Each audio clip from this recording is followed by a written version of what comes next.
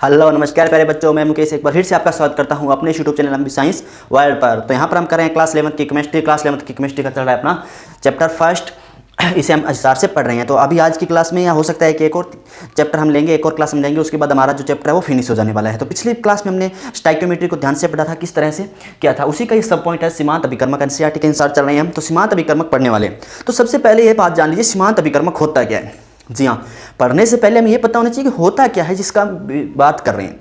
तो सीमांत अभिकर्मक की अगर हम बात करें तो जैसे आप कह सकते हैं कि एक अभिक्रिया हो रही है। इसको थोड़ा इस उदाहरण के साथ समझते हैं, परिभाषा वगैरह बाद में लिख लेंगे, पहले समझ लेते हैं। तो यहाँ पर हम क्या देखते हैं, कोई अभिक्रिया हो रही है।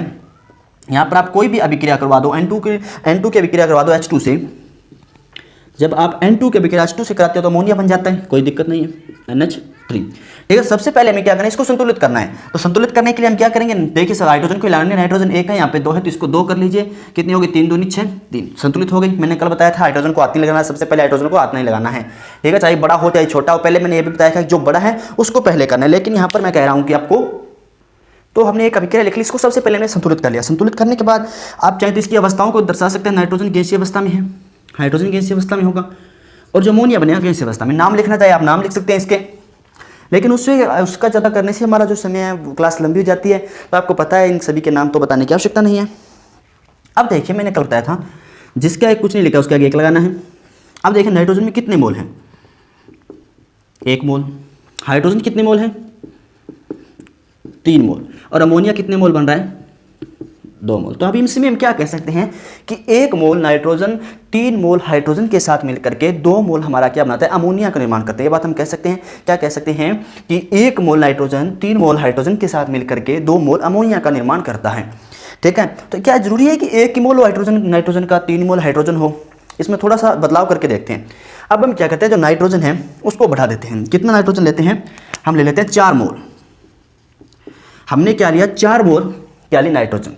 हमारे पास हम देखते हैं कि हाइड्रोजन हमारे पास था 20 मोल, 20 मोल हाइड्रोजन पड़ा था, अभिक्रिया करवाई। लेकिन जब हम क्या करते हैं, यहाँ पे देखिए, हमें 4 मोल नाइट्रोजन की कितने मोल हाइड्रोजन से अभिक्रिया करवाएं, 4 मोल नाइट्रोजन की कितने मोल हाइड्रोजन से अभिक्रिया करवाएं कि हमें कितना जो अमोनिया है वो प्राप्त हो। एक निश्चित मात्रा चाहिए, उससे ज़्यादा नहीं हो सकता। तो इसको हमने 4 गुना किया, 3 को 4 गुना किया तो कितना बना, 12 मोल। 2 का 4 गुना किया, कितना आया, 8 मोल। तो अब यहाँ पे हम क्या कह सकते हैं कि 4 मोल अगर हमारे पास नाइट्रोजन हो तो 12 मोल हाइड्रोजन मिलकर के 8 मोल अमोनिया का निर्माण करेंगे। लेकिन यहाँ पे हमारे पास कितना हाइड्रोजन पड़ा था, 20 मोल हाइड्रोजन पड़ा था। तब पीछे कितना बच गया, देख लीजिए, 8 मोल। 8 मोल हाइड्रोजन शेष रह गया ना, 8 मोल क्या हो गया, हाइड्रोजन शेष रह गया। ठीक है, तो क्या है, 8 मोल हाइड्रोजन शेष, लिख लीजिए। अब देखिए, अब समझते हैं कि जो सीमांत अभिकर्मक क्या होते हैं। अब यहाँ पे देखिए, जब कोई रासायनिक अभिक्रिया हो रही हो, ठीक है, तो भाग लेने वाले अभिकर्मकों में से अभिक्रिया पहले समाप्त हो जाए, मतलब जिसकी अभिक्रिया पहले समाप्त हो जाए, ठीक है, जिसके लिए देखिए इसमें क्या हुआ कि नाइट्रोजन अपने पास 4 ही मोल था, तो इसके लिए अभिक्रिया पहले समाप्त होगी, इससे ज़्यादा नहीं जा सकता क्योंकि इसके पास 4 ही मोल है, तो इससे ज़्यादा नहीं जा सकता। ठीक है, तो अभिक्रिया पहले समाप्त हो गई, जिससे अभिक्रिया एक मतलब कह सकते हैं रुक जाए तथा उत्पाद बनना बंद हो जाए। अब इतना ही था हमारे पास, क्या था, अभिकर्मक था, तो अब अभिक्रिया यहाँ पे रुक जाएगी, इससे ज्यादा नहीं होगा। 9 मोल नहीं बनेगा, 10 मोल नहीं बनेगा, तो अभिक्रिया को यहाँ पर रुक गई और उत्पाद का निर्माण यहाँ पर क्या हो गया, बंद हो गया। तो जब जो सबसे पहले खत्म हुआ, हम क्या कह सकते हैं कि जो अभिकर्मक है वह सबसे पहले खत्म हुआ, जिसके कारण अभिक्रिया बंद हुई। ठीक है, तो उसे हम क्या कहते हैं, उसे ही हम क्या कहते हैं, सीमांत अभिकर्मक के नाम से जानते हैं। किसके नाम से जानते हैं, सीमांत अभिकर्मक के नाम से जानते हैं। जिसके खत्म होने के कारण अभिक्रिया रुक गई, उसे ही क्या कहते हैं, सीमांत अभिकर्मक। ये तो हो गया सीमांत अभिकर्मक। लेकिन जो अभिकर्मक शेष रह गया, मतलब अभिकर्मक क्या, हमारा अभिकारक शेष रह जाता है। अब जो अभिकारक शेष रह जाता है उसे क्या कहते हैं, तो उसे कहते हैं अधिक्य अभिकारक। क्या कहते हैं, यहां पे आप नाम लिख सकते हो, अधिक्य अभिकर्मक। बात समझ में आ गया? अब बात समझ में आई होगी आपको सीमांत अभिकर्मक किसे कहते हैं। तो यहाँ पे देखिए, जब किसी रासायनिक अभिक्रिया में भाग लेने वाले जो हमारे अभिकारक होते हैं, ठीक है, तो जो अभिकारक पहले समाप्त हो जाए, जिससे अभिक्रिया कह सकते हैं रुक जाए तथा उत्पाद बनना बंद हो जाए, क्या हो जाए, उत्पाद बनना बंद हो जाए, तो इस प्रकार से जो हम पहले समाप्त हुआ है अभिकारक, वह अभिकारक ही क्या कहलाता है, सीमांत अभिकर्मक कहलाता है। मतलब उसकी सीमाएं वो खत्म हो गई, वह सीमांत अभिकर्मक कहलाता है। बच्चे लोग अच्छे समझ में आ गया होगा। चलिए इसकी नोट डाउन कर लीजिए, फिर इसकी क्या लिख लेते हैं, परिभाषा लिख लेते हैं। तो अभी हमने देख लिया अच्छे से। अब इसकी परिभाषा देख लेते हैं। परिभाषा मैंने वैसे भी बता दी आपको, किसी रासायनिक अभिक्रिया में भाग लेने वाले अभिकारकों में से, किसी रासायनिक अभिक्रिया में भाग लेने वाले अभिकारकों में से जो अभिकारक पहले समाप्त हो जाए, हमारा नाइट्रोजन यहाँ पे पहले समाप्त है, जो अभिकारक पहले समाप्त हो जाए जिससे रासायनिक अभिक्रिया रुक जाए, जिससे क्या हो, रासायनिक अभिक्रिया रुक जाए। यहाँ पे रासायनिक अभिक्रिया 8 मोल बन गए, उसके बाद नहीं बनेगी, तो उत्पाद बनना बंद हो जाए, तो उसको सीमांत अभिकर्मक कहते हैं। तो ये सीमांत अभिकर्मक, और जो पीछे बचा और जो अभिकारक शेष रह जाता है वह अधिक के अभिकर्मक कहलाता है, वह अधिक के अभिकर्मक हमारा कहलाता है। H2 यहाँ पे अधिक के अभिकर्मक है, N2 का है सीमांत अभिकर्मक है। उम्मीद आपको अच्छे समझ में आया। चलो इसका एक और उदाहरण लेके देखते हैं, एक अच्छे से समझते हैं। तो हमने यहाँ पे क्या लिया, H2O2, क्या बना H2, इसको संतुलित कर लीजिए, H2O2, H2O बना तो इसको संतुलित कर लेते हैं। ऑक्सीजन 2 है, यहाँ पे 2 कर लेते हैं, तो ऑक्सीजन 2 हुई तो हाइड्रोजन कितने हो गए 4। क्या संतुलित हो चुकी हैं, जी संतुलित हो गई। तो अब देखिए यहाँ पे देखते हैं हाइड्रोजन के कितने मोल हैं, 2, ऑक्सीजन का 1, H2O का 2, ठीक है। हाइड्रोजन के 2 मोल है और ऑक्सीजन का 1 है, और क्या है H2O के 2 मोल। तो यहाँ पर अब हम क्या कह सकते हैं, हम यहाँ कह सकते हैं कि हाइड्रोजन के मोल तो हमारे पास बाकी है, 2 मोल है ना, लेकिन ऑक्सीजन का मोल खत्म हो रहा है। तो यहाँ पे हम क्या सोचते हैं, ऑक्सीजन क्या है, सीमांत अभिकर्मक। तो चलिए इसको नोट डाउन कर लीजिए, आप स्क्रीनशॉट लेना चाहे स्क्रीनशॉट ले लीजिए, पॉज करके लिखना चाहते हैं पॉज करके लिख लीजिए। फिर आगे बढ़ते हैं और आगे अच्छे समझते हैं इसको। तो अब हम आगे बढ़ते हैं। अब हमारी जो एनसीईआरटी की बुक दी गई है उसके अंदर उदाहरण है 1.5, उसको हम यहाँ पर करने वाले। तो उदाहरण हमारा 1.5 है, देखिए 1.5 उदाहरण हमारा यहाँ पर क्या कहता है। तो हमारा यहाँ पर 1.5 उदाहरण कहता है कि 50 kg N2 और, तो इसके जो मान दिए गए हैं वो नोट डाउन कर लेते हैं। N2 कितना दिया गया है,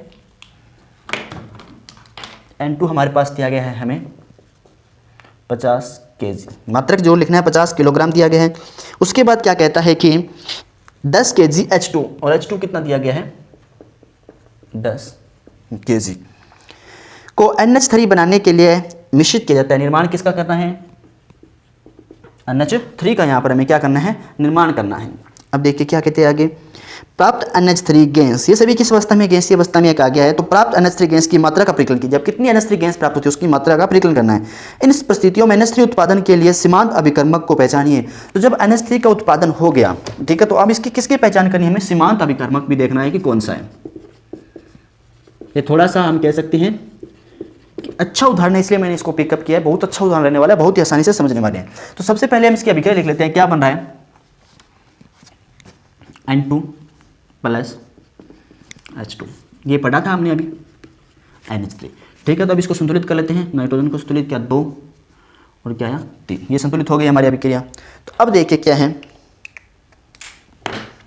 कितने मोल है, 1 मोल इसके, 3 मोल इसके, 2, यहाँ तक है। अब देखिए कितना मान दिया गया है, ठीक है। तो अब इसका क्या करते हैं, मोलर द्रव्यमान निकाल लेते हैं। नाइट्रोजन N2 है, नाइट्रोजन होता है 16, तो N2 है तो 16 दूनी 28 ग्राम आ गया। हाइड्रोजन कितना है, 1 होता है, और 3 है तो कितना आ जाएगा, 2 है यहाँ पे, तो H2 है तो 1 और 1 2, और 3 है तो 6 आ गया। समझ में आ रहा है, देखिए 3, ठीक है। उसके बाद H कितना है, H का 1 होता है, 1 गुना यहाँ पे 2 गए हैं, 3 1 2 एकम 2, 3 दूनी 6 ग्राम, इस तरह से निकालते हैं। ये सिखाया हुआ अच्छे से, कोई इसमें बड़ी बात नहीं है। यहाँ पे देख लें नाइट्रोजन का कितना है, 2 है, सभी पूरे 2 है, तो नाइट्रोजन कितना है, होता है 16, और जब इसको हल करेंगे 16 और नाइट्रोजन का होता है 3 हाइड्रोजन है, सो 16 और 3 19, ठीक है। और आ जाएगा हमारा यहाँ पर 34 ग्राम के ऑलमोस्ट यहाँ पर आ जाने वाला है, क्योंकि देखिए किस प्रकार से हमने 34 आया। तो 28 तो हमारे NH की हो गई, N कितना है 2 है, तो N के कितने आ गए 28 आ गए। अब हाइड्रोजन यहाँ पे देखिए कितनी है, हाइड्रोजन यहाँ पे 3 है, 3 तो हाइड्रोजन के हो गए, और 6 प्लस में करेंगे तो कितने आ गए 34 ग्राम। समझ में आ गया होगा अच्छी से, ठीक है। अब आगे बढ़ते हैं। आगे देखिए क्या है, अब हमने क्या ज्ञात कर लिया। अब हम देखते हैं कि अब लिखेंगे यहाँ पे N2 के 28 ग्राम, 28 ग्राम, ठीक है। N2 के 28 ग्राम में मोलों की संख्या,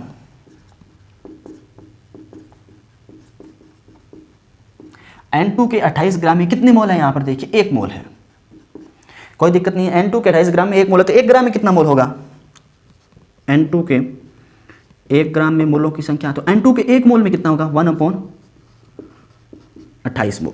अच्छे से दिखाई दे रहा है, क्या दिक्कत आ रही होगी, कोई बात नहीं, हम कलर चेंज कर लेते हैं जिससे थोड़ा साफ दिखाई दे जाएगा। ब्लैक थोड़ा अच्छा नहीं दिखाई दे रहा है। N2 के 1 ग्राम यहाँ गया इतना, ठीक है। तो अब हमें कितने N2 दिए गए, अब हमें N2 दिया कितना गया है, तो अब N2 दिया गया है हमें 50 kg, N2 के 50। अब देखिए केजी में दिया गया है, केजी किलोग्राम, केजी मतलब किलोग्राम में दिया गया है। तो किलोग्राम के लिए किस प्रकार से आप इसे एक्सप्लेन करेंगे, यहाँ पर आप देख सकते हैं 5000, 1 केजी में 1000 ग्राम होते हैं, तो क्या लिखेंगे 5000 ग्राम में कन्वर्ट करेंगे अपॉन 28। तो जब इसको हम कैलकुलेट करते हैं तो आ जाता है हमारा 2 और 1786 ग्राम, ऑलमोस्ट इतना मोल आएंगे, ठीक है। मोल में आएगा, ग्राम में नहीं, मोल में आएगा, ऑलमोस्ट इतना आ जाता है हमारा, ठीक है। तो ये क्या आ गया हमारे N2 के 50 केजी में कितने मोल हैं, 1786 मोल है हमारे पास आ चुके हैं। अब हमें क्या ज्ञात करना है, अब हम देखिए N2 ज्ञात करें तो अब H2 की बात करते हैं, क्योंकि हमें क्या निकालना है, NH3 क्या कितना गणना करनी है और सीमांत अभिक्रमक निकालना है, उत्पाद से हमें मतलब नहीं रखना है यहाँ पे। तो हाइड्रोजन के देख लीजिए, हाइड्रोजन के कितने ग्राम, 6 ग्राम में मोलों की संख्या कितनी है, कितनी मोल है, 3 मोल, ओके कोई दिक्कत नहीं है, 3 मोल है यहाँ पर। उसके बाद देखिए अब हम बात करें H2 के 1 ग्राम में, तो क्या आ जाएगा 1/3 मोल, यही आएगा 1/3 मोल, कोई दिक्कत नहीं, नीचे 3 नहीं आएगा, 3 नहीं आएगा, 1 मिनट, 3 और 6, 3/6 आएगा, 3/6, ओके कोई दिक्कत नहीं है। अब हमें क्या ज्ञात करना है, कितना दिया गया है 10 kg, H2 के 10 kg में क्या ज्ञात करना है, मोलों की संख्या। तो 10 kg में मोलों की संख्या ज्ञात करनी है, तो यहाँ पर हम इसको हल भी कर सकते हैं, 1/2 मोल आ गया, कोई दिक्कत नहीं होगी, ठीक है। तो इसको हल किया तो क्या है, 10 kg में कितने ग्राम हो गए, 1000 बटा कितना था 2, 500 मोल आई, कितने मोल आई, 500 मोल आई। अच्छे समझ में आ रहा होगा किस प्रकार से। देखिए पहले हमने N2 के 28 ग्राम में मोलों की संख्या है 1 मोल, N2 के 1 ग्राम में 1/28 हो जाएगी, कोई दिक्कत नहीं। 50 kg में तो 50, 1 kg में 1000 ग्राम होता है, तो 5000 ग्राम बटा इतना आ गया, एक्सपेंड किया 1788 मोल आएगा ऑलमोस्ट। इस तरह से हमने हाइड्रोजन को भी हल कर लिए। अच्छे समझ में आ रहा होगा उम्मीद आपको। तो अब देखिए हमें क्या करते हैं कि अब हमारे पास आ चुके हैं कितने kg, 10 kg दिया गया है, ठीक है। तो आ जाएगा हमारे पास यहाँ पर 5000 आएगा, सॉरी, तो क्या आएगा 5000 मोल आएंगे, ठीक है, 5000 मोल आने वाले हैं यहाँ पर।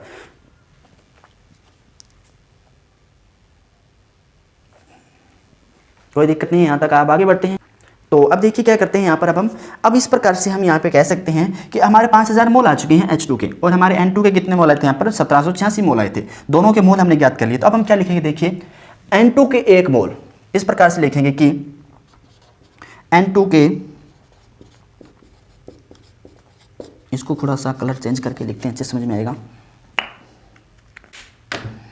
N2 के 1 मोल H2 उत्पादन, N2 के क्या है यहाँ पे, N2 का 1 मोल के लिए, ठीक है, N2 के 1 मोल H2 के 3 मोल, देख रहे हैं ना, N2 के 1 मोल H2 के 3 मोल से संयोग कर क्या करता है, संयोग करता है, करके लिख लीजिए, संयोग करके कितने बनाता है, 2 मोल NH3 बनाता है, ठीक है। तो अब हम क्या कह सकते हैं, कितने लिख लीजिए, N2 का 1 मोल H2 के 3 मोल से संयोग करके करता है, या करके कुछ भी करता है, तो हमें कितना बनता है, 2 मोल NH3 बनता है, कोई दिक्कत नहीं है। अब हमें क्या कहता है यह, अब इसके अनुसार देखिए कि अब इतना तो हो गया, तो अंततः हम क्या कह सकते हैं, हमारे पास 1 मोल का कितना आया था, 1786, तो अंततः H2 या N2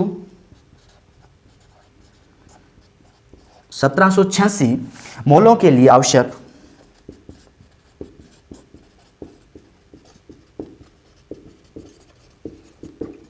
H2 के मोलों की संख्या,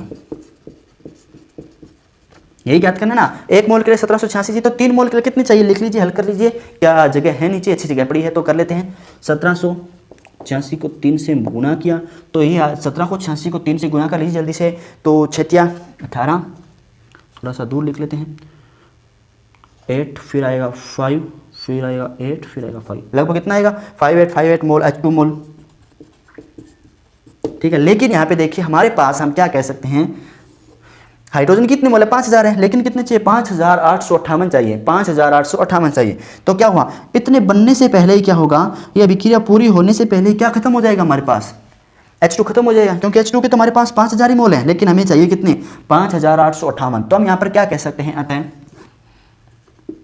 अतः H2 सीमांत अभिकर्मक है।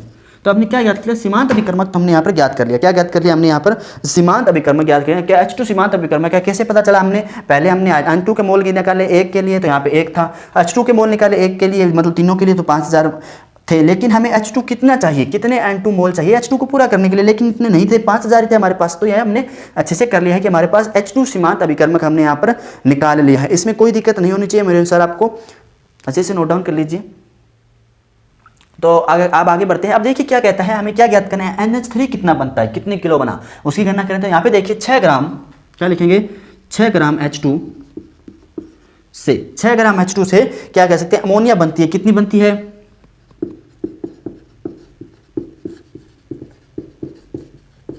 कितनी बनी, 34 ग्राम। तो 1 ग्राम H2 से कितनी अमोनिया बन जाएगी, तो हम क्या कह सकते हैं, यहाँ पर लिख सकते हैं 34/6 ग्राम। अगर ये हल करना चाहिए, इसको हल कर लीजिए, अगर ऐसे छोड़ना है तो ऐसे छोड़ सकते हैं। अब हम क्या लिखेंगे कि हमारे पास H2 कितना गया, 10 kg, 10 kg H2 से अमोनिया बनी, कितनी बनेगी। अब यहाँ पे हमें क्या देखना है, 10 kg H2 से कितनी अमोनिया बनेगी। तो देखिए लिख लीजिए 34/6, 10 kg में कितने ग्राम होते हैं, 10,000 ग्राम होते हैं, कोई दिक्कत नहीं, इतनी बन जाएगी। अब हम इसको क्या कर लेते हैं, हल कर लेते हैं जल्दी से। तो कितना आ गया, इसको इससे हल किया, 5 6 30, 5 आ गया, पॉइंट क्या आएगा यहाँ पर, हमारे पास आ जाएगा ऑलमोस्ट 5.1 या 6, हाँ 5.6 आएगा, ऑलमोस्ट क्या आएगा, 5.6 गुना 10,000 ग्राम। अब इसको हल कर लीजिए, तो कितना जाएगा, देख सकते हैं आप यहाँ पे, इसको हल कर लेते हैं। अब हम देखिए, इसको अब हम हल करते हैं, तो हल करने पर देखिए क्या जाएगा, 5 6 × 10⁻3, 10⁻3 है तो आगे लगा देते हैं, क्या हुआ 56,000। मतलब 56,000 का मतलब हम लिख सकते हैं ग्राम में है, ग्राम को केजी में कन्वर्ट करेंगे, 56 kg किलोग्राम हमें यहाँ पर क्या प्राप्त होगा, NH3 प्राप्त होने वाला। ये था हमारे NCERT का एक महत्वपूर्ण उदाहरण, उससे अच्छे से किया। तो इसे नोट कीजिए जल्दी से, फिर आगे बढ़ते हैं। स्क्रीनशॉट ले लीजिए चाहे, या फिर पोज करके लिख सकते हैं। तो अभी हमने पढ़ा था सीमांत अभिकर्मक, अच्छे से समझ लिए। जो आज का हमारा अगला टॉपिक है वह है विलेनोमी अभिक्रिया। तो विलेनोमी अभिक्रिया को समझने के लिए आपको थोड़ा सा पहले जाना पड़ेगा, जो हमने सबसे पहली क्लास ली थी इस लेसन की। तो उसमें हमने पढ़ा था द्रव्य की अवस्थाएं पढ़ा था, याद हो तो द्रव्य की हमने क्या पढ़ी थी, अवस्थाएं पढ़ी थी। द्रव्य की अवस्थाओं में हमने देखा था जब उसका हमने रासायनिक रूप से क्या किया था, वर्गीकरण किया था, तो वह 2 टुकड़ों में टूटा था। किस में टूटा था, 2 टुकड़ों में टूटा था, संगामी व विषमांगी मिश्रण। क्या बनता है, संगामी व विषमांगी, 2 मिश्रण बनते हैं हमारे वहां पर। समांगी होता है, समांगी या विषमांगी मिश्रण, समांगी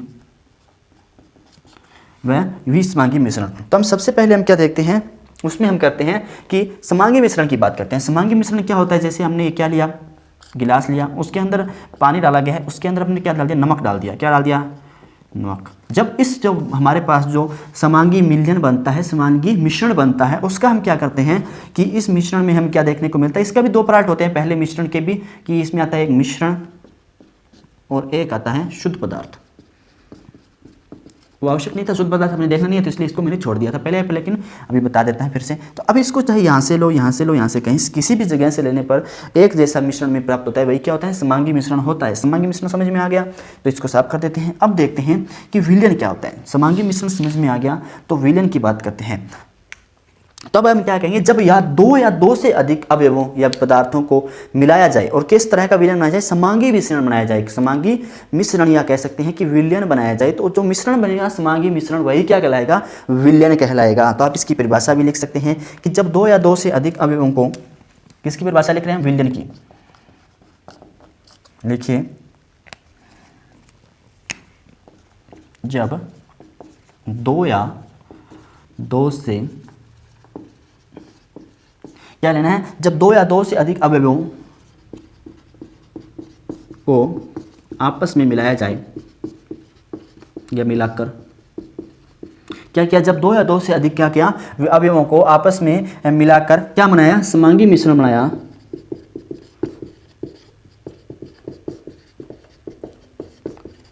समांगी मिश्रण बनाने पर या बनाया जाता है, तो इस जो मिश्रण हमें प्राप्त हुआ है, क्या हुआ है, जो मिश्रण प्राप्त हुआ है, तो इस मिश्रण को विलयन कहते हैं। देखा अभी देखा था, जैसे हमने पानी लिया, उसके अंदर हमने क्या मिलाया, नमक को मिला दिया, तो जो हमें विलयन प्राप्त हुआ, जो नमक पानी प्राप्त हुआ, हमें नींबू पानी प्राप्त हुआ, वही क्या है, हमारा विलयन है। वही क्या है, हमारा विलयन है। तो विलयन क्या है, मतलब हम क्या कह सकते हैं कि समांगी मिश्रण को ही विलयन कहते हैं। इसमें एक शॉर्ट परिभाषा भी लिख सकते हैं कि समांगी मिश्रण ही विलयन कहलाता है। समांगी मिश्रण क्या कहलाता है, विलयन कहलाता है। ठीक है, तो अच्छे समझ में आ गया होगा कि विलयन क्या होता है। अब देखिए विलयन कितने प्रकार के हो सकते हैं। जब ठोस को ठोस में मिलाएं तो भी हमें क्या प्राप्त होगा, विलयन प्राप्त होगा।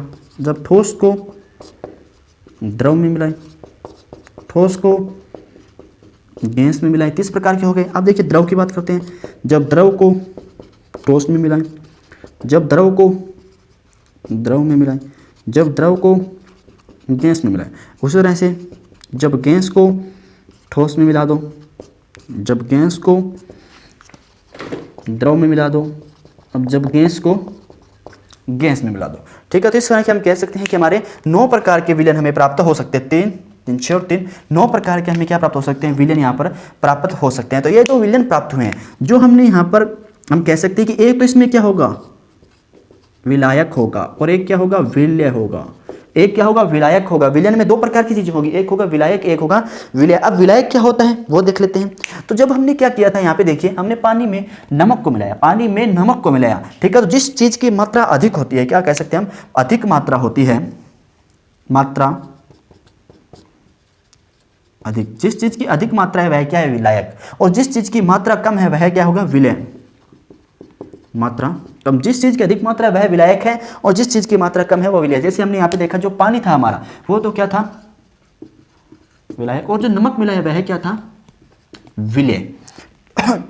उम्मीद करता हूँ आपको अच्छे समझ में आया होगा विलय क्या होता है, विलायक क्या होता है। तो अब देखिए हम आगे बढ़ते हैं, इसे नोट डाउन कर लीजिए आप, फिर आगे बढ़ते हैं। तो इसको तो हमने देखा कि अधिक का मात्रा, लेकिन अब हम बात करते हैं यहाँ पर जो हम क्या कह सकते हैं, विलायक है, उसकी परिभाषा लिखते हैं कि 2 घटकों को आपस में मिलाने पर, 2 घटक मिला लेते हैं। यहाँ पर क्या मिलाते हैं, 2 घटक मिलाते हैं, जल प्लस चीनी।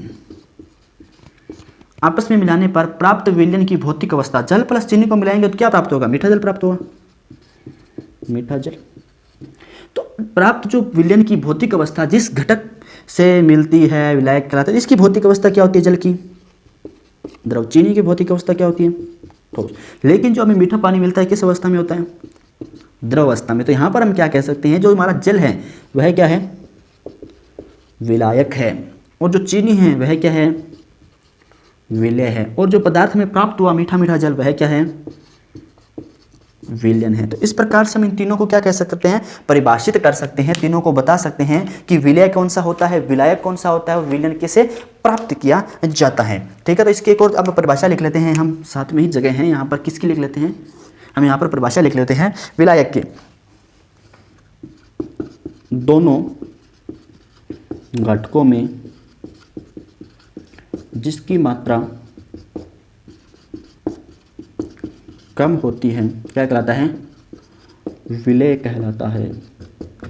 क्या कहलाता है, विलय कहलाता है। लेकिन यहाँ पे देख सकते हैं जल हमने कितना लिया, अगर 80 ml जल लें और उसमें हम क्या 80 ml चीनी थोड़ी मिलाएंगे, चीनी थोड़ी मिलाएंगे, तो चीनी हमने कितनी मिलाई, 20 ml, और विलयन प्राप्त हुआ 100 ml। तो यहाँ पर हम क्या कह सकते हैं, जिसकी मात्रा क्या है, जिसकी मात्रा कम है, तो कम किसकी है, 20 ml है, तो 20 ml क्या है हमारा, विलय, और 20 ml है क्या यहाँ पर, चीनी।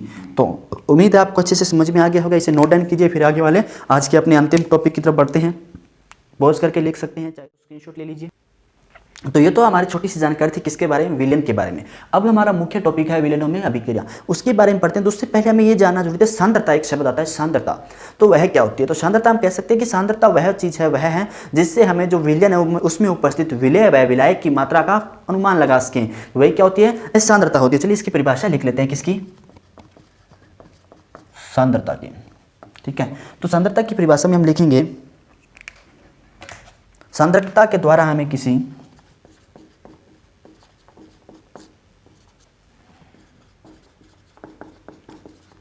अगर कभी कोई हिंदी में लिखने में मिस्टेक हो तो माइंड मत कीजिए, क्योंकि मात्राओं में गलती होती रहती है। विज्ञान के छात्र हैं हम, तो हिंदी इतनी स्ट्रॉन्ग नहीं है हमारी, ठीक है। तो सांद्रता के द्वारा हमें किसी विलयन में उपस्थित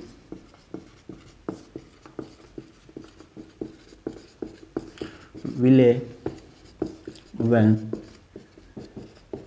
विलायक क्या है, विलेय व विलायक की मात्राओं का कितनी मात्रा में वह मिलाया गया है, क्या चलता है, ज्ञान होता है या अनुमान लगा सकते हैं, तो ज्ञान होता है। अच्छे समझ लिया कि सांद्रता क्या है, जिसके द्वारा हम पता लगा सकें कि उसमें कितना विलेय है, कितना विलायक मिला करके कितना विलयन बन रहा है। तो इन सभी की गणना करने के लिए किसका उपयोग किया जाता है, सांद्रता की। अब हम इसमें छोटा सा टॉपिक लेते हैं, द्रव्यमान प्रतिशत। द्रव्यमान प्रतिशत से क्या तात्पर्य है कि आप द्रव्यमान प्रतिशत से हम कह सकते हैं कि द्रव्यमान प्रतिशत क्या होता है, किसी विलयन में उपस्थित घटकों की कुल विलयन में द्रव्यमान के सापेक्ष प्रतिशत में व्यक्त करने को द्रव्यमान प्रतिशत कहते हैं। कि प्रतिशत में व्यक्त कर देना है, तो इसका रासायनिक का अवयव का द्रव्यमान प्रतिशत, नॉर्मल सा फॉर्मूला, अवयव का द्रव्यमान बटा विलयन का द्रव्यमान, गुना कर देना इसको 100 से। कुछ बड़ी बात नहीं है, आसानी से इसमें ऊपर एक तो न्यूमेरिकल है आपके, वह आप इसके आसानी से हल कर सकते हैं। इसी प्रकार से आता है आयतन प्रतिशत। तो इसका आपको फॉर्मूला पता होना चाहिए, ज़्यादा किसी भी चीज़ का हम पता रखना आवश्यक नहीं है। तो लिखिए अवयव का आयतन प्रतिशत, इसका फॉर्मूला लिख लेते हैं। तो क्या कहेंगे, अवयव का आयतन, पहले क्या था, ऊपर अवयव का द्रव्यमान था, तो यहाँ पर अवयव का आयतन बटा विलयन का क्या होगा, विलयन का भी आयतन होगा, गुणा में क्या आ जाएगा, 100 आ जाएगा। तो क्या कह सकते हैं, अवयव है विलेय और विलायक। अवयव क्या होंगे, विलेय व विलायक होंगे। जो हम अवयव की बात कर रहे हैं यहाँ पर, अवयव उसकी कह सकते हैं कि विलेय व विलायक हैं अवयव। तो इसके लिखिए फिर एक छोटा सा न्यूमेरिकल करते हैं जो आपकी बुक में दिया गया है। तो आपकी यहाँ पर एक बुक है, इसके अंदर एक छोटा सा हम कह सकते हैं कि उदाहरण दिया गया है, वह देख लेते हैं। उदाहरण आपका दिया गया है 1.6।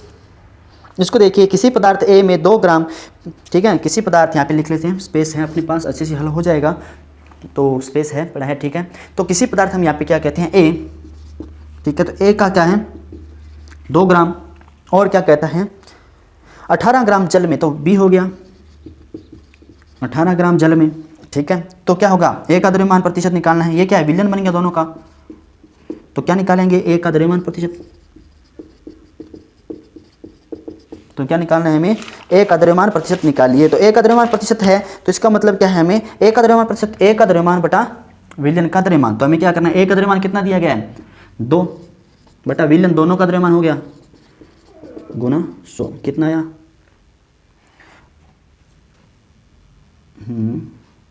ठीक है, इसको इससे मल्टीप्लाई किया, 5 5 तो नहीं 10%, ग्राम से ग्राम कैंसिल, क्या आ गया आंसर 10%। ये था हमारा छोटा सा आज की क्लास। एक और क्लास में हम इसको चैप्टर को पूरा कर देंगे। तो किस लिए क्लास कमेंट करके बताइएगा। मिलते हैं अगली बार क्लास में, तब तक के लिए गुड बाय, टेक केयर, जय हिंद।